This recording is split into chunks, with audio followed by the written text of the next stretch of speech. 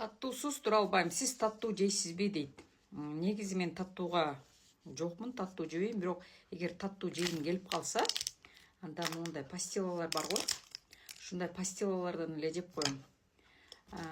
Бул пастилаларда негизи көптөгөн пайдалуу заттар бар. Тем более өзүбүздөн чыгат экен. Ата мекенди көндүрүш деп коебуз, Бул пищевая ножница, ушуну менен эле ушундай өлчөмдө мага жетет да.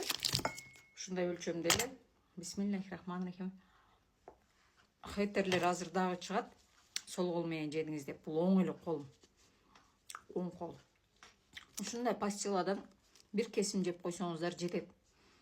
Ал эми трансжири камтылган шоколад, печенье алардан жебейм. Себеби трансжир биздин организмде